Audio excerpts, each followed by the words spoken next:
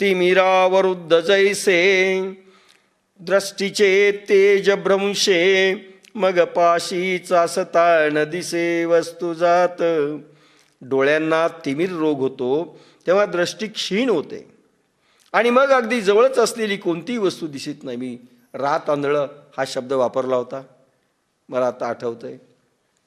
मी लहानपणी औषधं द्यायचो, समुद्रफेस आणि खडीसाखर वस्त्रगाळ करून एकत्र करून समभाग एकत्र करून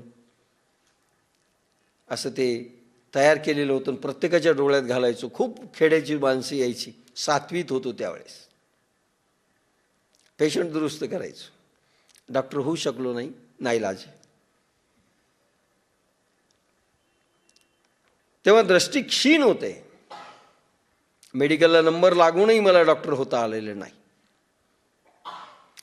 आजीच्या आग्रहामुळे सोडून द्यावं लागलं. डोळ्यांना तिमिर रोग होतो, रात आंधळेपणा. जावयाची गोष्ट सांगितली होती की रात आंधळा जावई कसा असतो आणि कशी फजिती होते, तसं माझं झालंय असं अर्जुन म्हणतो. कबूल करणं फार महत्त्वाचं आहे बरं. माणसं कबूलच करत नाहीत.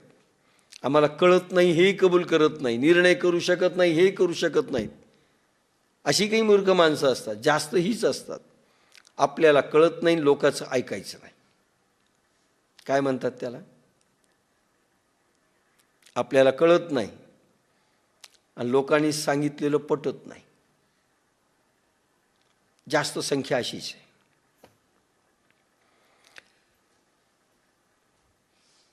जवळची वस्तू रातांधळ्याला दिसत नाही, तसं मलाही दोन्ही वस्तूमधला काय निर्णय करावा, युद्ध करावं की न करावं भगवंता हे समजत नाही, कारण मला दृष्टिदोष झालेला आहे. देवा तैसे मज झाले जे मन हे भ्रांती ग्रासिले आता काय हिता पुले तेही नेणे. देवा तिमिर रोग्याप्रमाणे माझी स्थिती झाली आहे. माझे बुद्धिमन भ्रांतीमुळे भ्रमिष्ट झाले. बुद्धी आणि मनामध्ये भ्रांतीच्या लाटा लहरी निर्माण झाल्यात, मोहाच्या लहरी निर्माण झाल्यात आणि मला काही सुचत नाही आहे योग्य. माझे खरे हित कशात आहे तेही यावेळी मला समजत नाही. ज्या पोरांना आपलं हित समजत नाही, ज्या बायांना ज्या पुरुषांना आपलं हित कशात अहित कशात समजत नाही, आज जगात हीच माणसं जास्त आहेत. हित आणि अहित चांगल्यात चांगल्याला कळत नाही.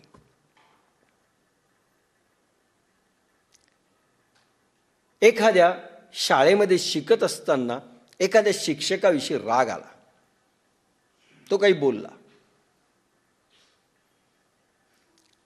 मुलगा म्हणतो मला ह्या शाळेत जायचं नाही, बस आय विल क्विट स्कूल, मला ही शाळा सोडायची. अरे शिक्षक असेल, एखाद्या वेळेस तो रागावला, तो चिडून बोलला, अजून काही बोलला, सहन केलं पाहिजे, हित आहे. कारण असं शिकवणारा शिक्षक जर नसेल त्याचं सगळं सहन केलं पाहिजे. शिक्षक कुठे असे असतात का त्याला गाईडलाईन देतं कामा नाही. बाप्पासाहेबाला मी कधीच गाईडलाईन दिली नाही, बाप्पासाहेब तुम्ही असं वागायला नकोय. मला तरी अनेक जण गाईडलाईन देतात, कारण मी तुमचा गुरुच नाही. आम्ही कधी गाईडलाईन दिली नाही. बाप्पासाहेबांनी एवढ्या कठोर शिक्षा दिल्या, खूप चिडून बोलायचे, काही काही महिने बोलायचे नाहीत, गेट आउट म्हणायचे, उठून जा म्हणायचे. आम्ही परभणीहून जायचो, मौन धारण करायचे, पहिल्याच दिवशी हटकून पाहायचे नाहीत, बस साधनेमध्ये बसायचे किंवा बस मच्छरदाणी लावायचे आणि बसायचे. शेवटी आम्ही 5-5 तास 6-7 आम्ही त्यांच्या पुढे साधना करत बसायचो. तुम्ही रूम पाहिलेली आहे समाधी स्थानाची, आळंदीची. मग शेवटी एक चिठ्ठी लिहायची, कशाला येता, पैसे कशाला खर्च करता, निघून जा,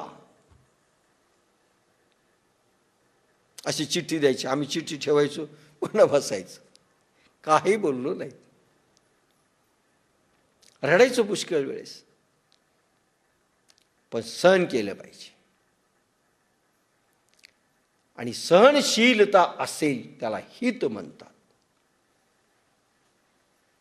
कारण विद्या घ्यायची, तो कशा प्रकारे देईल माहिती नाही, त्याच्या तंत्राने घ्यावी लागेल, त्याच्या पद्धतीने घ्यावी लागेल. आणि तुम्ही मध्येच जर म्हणत असाल याच्यापेक्षा तर ना आलेलं बरं, नका येऊ, काय बिघडलंय, नका येऊ. बाबासाहेबांनी ज्या कठोर परीक्षा घेतल्या, मला आठवतं BA फर्स्ट इयरला रात्रभर रडायचो मी, कुठून आलो. पण भाबट होता, भाबट म्हणलं घोड्यावर बसायचं नाही, बसलो. आता काही दिवस घोडं पाडील आपल्याला, काही दिवस आपण पुन्हा घोडं उठून उभा राहील, आपण बसून चालायला लागू, असं म्हणायचं, सहन करायचं. आणि कशावरही बोलायचे बापासाहेब. असा इथून ही वस्तू इथे ठेवली, मूर्ख कुठचे, बस सुरू. कपडा वाळत दोरीवर घातला, असा जर ओढला, मूर्ख कुठचे. दोरी ढिली झाली ना, असं उलट हे करायचं. तशी दोरी असते ना, कपडा असा वाळवला असा, तर असं टाकायचं म्हणायचे. दोरी अशी थोडी वाकली न पाहिजे, असा फर्र ओढायची नाही. आणि ती जर बरोबर नाही आम्ही ओढली, बस आमची साधना गेली, सगळं गेलं खड्ड्यात. पुन्हा काही महिने बोलायचे नाही. दोरीचा कपडा बरोबर नाही ओढला. आम्हाला वाटायचं काय संबंध त्या दोरीचा आमचा, त्या साधनेचा. पण नाही, हित कशात आहे, अहित कशात आहे, हे समजलं पाहिजे. आणि हे जोपर्यंत तुम्हाला समजत नाही हित आणि अहित, तोपर्यंत व्यवहारातही आपण सक्सेस होत नाही. काही माणसं अनेक परीक्षा घेतात, तुम्ही टिकलंच पाहिजे, टिकलंच पाहिजे. पूर्ण समर्पण. त्यासाठी काय काय परीक्षा घेतील माहिती नाही. आम्हाला म्हणायचे तुमचं प्रेम आहे माझ्यावर. अरे मुलावर जेवढं प्रेम आहे, तुमच्या वडिलावर जेवढं आहे, आईवर जेवढं आहे, त्यांच्यासाठी जेवढं करता, तेवढं तरी आहे का माझ्यावर, सांगा. शिकवायचे बापासाहेब, आहे का सांगा. आम्ही म्हणलो हो आहे, हो आहे. तुमच्या वडिलाच्या नावाने इतकी जायजा ते माझ्या नावाने लिहून देता का? खोटं काय सांगा.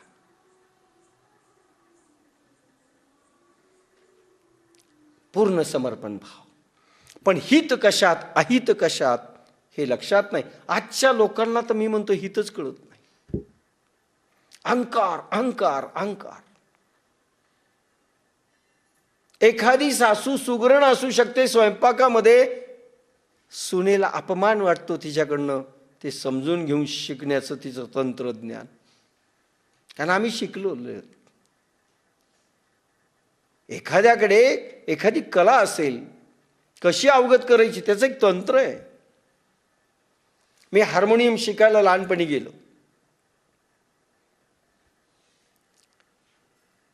एक सर आले होते गुंडेराव गुरुजी सेलूला, त्यांच्याकडे गेलो. गेल्यानंतर मी आणि बाबट गेलो. त्यांनी आत टाकली, कधी येईल विचारायचं नाही, नंबर 1. नंबर 2, लाजायचं नाही. आणि नंबर 3, तुम्ही मी जोपर्यंत सेलूमध्ये सोडून जायचं नाही. आणि चौथी 8, मी एखादी ओळ दिली तर दिली, नाही दिली तर मागायची नाही. 4 प्रकार. येस म्हणलो. अटी आहेत. गरज असली या, नाही तर त्यांना गरज नाही. गेलो तर मी, लाजायचं नाही, मागायचं नाही. पहा किती सगळे कठीण आहे. एक साधी हार्मोनियम शिकायला गेलो तर केवढं अवघड आहे. पण शिकलो त्यांच्याकडनं. हित कशात अहित कशात आपल्याला कळावे. व्यवहारामध्ये अनेक बायांना हित समजत नाही, अनेक पोरांना समजत नाही, अनेक पुरुषांना समजत नाही. याच्याशी मैत्री ठेवण्यात हित आहे का अहित आहे? स्वतःच्या अहंकाराकरता चांगल्यांचे संबंध आपण खतम करतो. मला बोललेलं नाही आवडत, आपल्याला कोणी असं बोललेलं आवडणार नाही. अनेकांनी आपले जीवन उद्ध्वस्त करून घेतले कारण हितच कळत नाही. ते देसाई मोरे आहेत ना, त्यांच्याशी तुम्ही शरणागती पत्करू नका. उपाशी मारा. पण अरे कशा करता उपाशी मारा? एवढा अहंकार. हित आणि अहित कळत नाही. अहंकार समोर येऊ देत नाही. हे करावं की न करावं? खूप असंख्य उदाहरणं आहेत, पण जसे येतील तसे देत राहू. आणि त्यामुळे हित कशात आहे मला समजत नाही हेही समजलं पाहिजे बरे का. तुम्ही म्हणाले त्या पोराला अरे वेळेवर अभ्यास केला पाहिजे, त्याला हितच कळत नाही, काय करणार तो? योग्य वेळी योग्य वयात पाहिजे ती गोष्ट न करणं म्हणजे हित कळत नाही. आपल्याला योगदामधून काही पोरं आणि पोरी काढून टाकाव्या लागल्या कारण हित कळत नाही.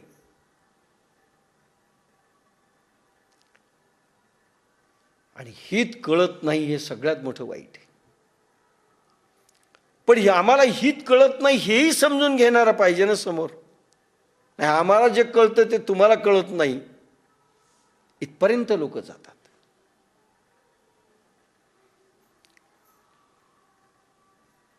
पण अर्जुनाने कबूल केलेलं त्याला शिष्य म्हणतात. त्याला शिष्य म्हणतात. देवा तैसे मज झाले जे मन हे भ्रांती ग्रासिले, आता काय हित आपुले तेही नेणे, तरी श्रीकृष्णा तू आज जाणावे, निकेते आम्हा सांगावे, जे सखा सर्वस्व अगवे आम्हाशी तू. तर श्रीकृष्णा भूतभावीचा विचार करून निश्चित सत्य निर्णय आम्हाला सांगा. अर्जुन काय बोलतोय? भगवंता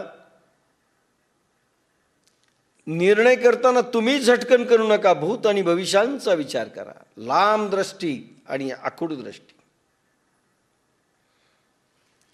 लांबचा पल्ला पहा. हे पहा, लक्षात घ्या.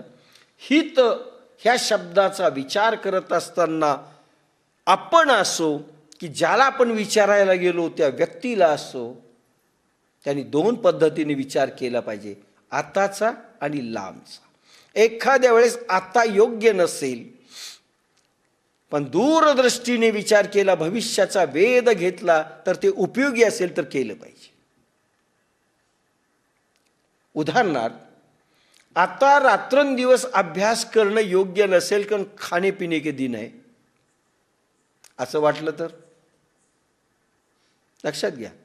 खाणे पिणे के दिन है असा जर विचार केला, और मज्जा मज्जा करेंगे असा जर विचार केला आणि ह्या वयात सगळं सोडून आम्ही हे सगळं करायचं असा विचार केला, काय होईल?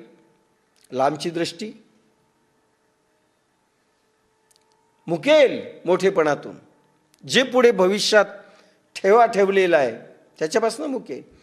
म्हणून एकदा मी उदाहरण सांगितलं होतं की नेपोलियन बोनापार्ट हा गरिबांचा मुलगा, वडील नाहीत, आणि आई सतत सांगते बाळा तुला फार मोठं व्हायचं आहे, या फ्रान्स देशाचं देखील तू आधारस्तंभ झाला पाहिजेस.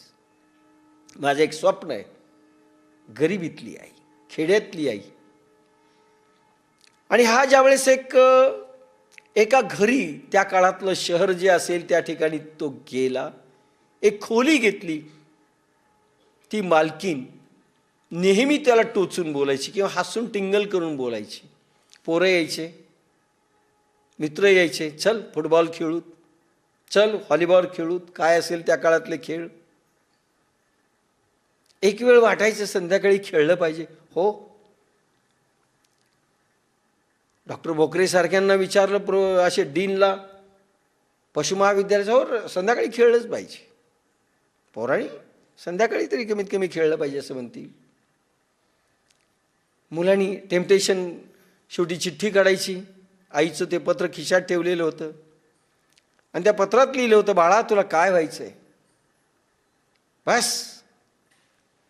सगळ्या आशा आकांक्षा संपवायचा आणि हा मुलगा अभ्यासाला लागायचा. ती बाई टिंगल करायची घरमालकी की अरे अरे खेळ रे, हे वय आहे, घालू नको तू. ऐकून घ्यायचं. सगळ्यांच्या टिंगल टवाळ्या सगळ्यांच्या ऐकल्या. पण ज्यावेळेस सरसेनापती होऊन आला नेपोलियन फ्रान्सचा, आणि त्या घरी जाऊन उभा राहिला घोडा असा टाच उडवीत,